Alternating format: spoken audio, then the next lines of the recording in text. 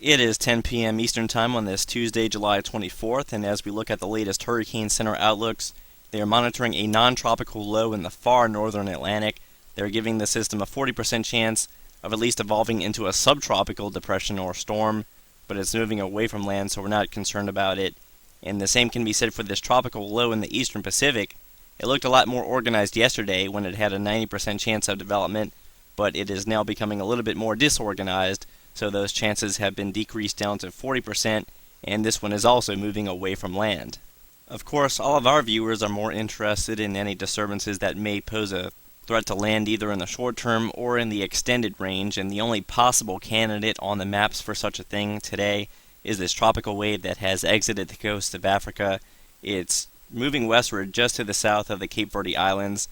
and as you can see, it doesn't look all that terrible on the latest standard infrared animation, but we still do not anticipate any development within the next 3 to 4 days, and the main negative factor is the dry air and Saharan air layer located primarily north and northeast of the tropical wave, but a lot of these dry air impulses get shunted down toward the south into the intertropical convergence zone, so no development is anticipated in the short term.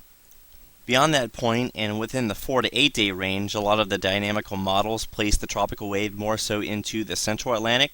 but it's also still going to have to encounter at least some dry air at this point, and it's also going to be moving into an environment that could have a little bit more in the way of westerly vertical wind shear, and any chance of long-range development will hinge upon the possibility of this upper-level trough maybe moving a little bit more toward the north, but if it remains in place, then this tropical wave is going to move into a wall of vertical wind shear, and no development will occur. This is the latest 0-hour GFS wind shear initialization, and as you can see, it's got the trough over the Greater Antilles and extending eastward into the Central Atlantic. This is a very hostile atmospheric pattern for any tropical cyclone development, and the latest Day 6 forecast, although it shows favorable upper-level winds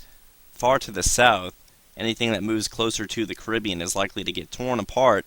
unless the model starts to shift this trough more toward the north in future model runs. So with that in mind, as we go ahead and take a look at the latest low-level vorticity forecast from the GFS, you see that it initializes the tropical wave just to the southeast of the Cape Verde Islands, and over the next 7 days it really doesn't show much in the way of any development, but you can still see the vorticity max holding together as it makes its way toward the Lesser Antilles,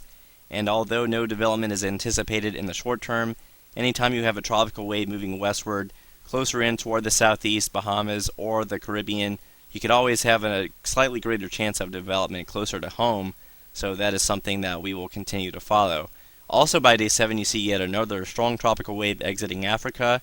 and we are getting closer to the month of August, so the coast of Africa will become a little bit more active as time goes by. Finally, this is the latest 7-day ECMWF model forecast, and in the top right you can see the latest sea level pressure, and in the bottom left you may want to keep an eye on that because that shows the zonal wind shear anomalies. And as we go into day 1, 2, and day 3, there's still not much on the maps, but you can start to track the tropical wave as it continues to move westward through the central Atlantic. And just like with the GFS, we are still seeing a lot of westerly zonal wind anomalies from 20 degrees north and extending southwestward through the Caribbean. And this general pattern persists throughout the next 5 to 7 days. And you can see the tropical wave approaching the Virgin Islands here, but the lowest pressure is still around 1016 to 1017 millibars, and we're still seeing some moderate westerly wind shear out across the deep tropics. So the summary for this evening is that there's always a chance this non-tropical low could evolve into Ernesto within the next 2 to 3 days, but it's no threat to land, and there are no immediate landfall threats for at least the next 5 days across the Atlantic Basin, and the same can be said for the Eastern Pacific. So we're not looking all that bad in the tropics today, and keep it tuned at 28storms.com and the Hurricane Tracker app for another video update by tomorrow afternoon.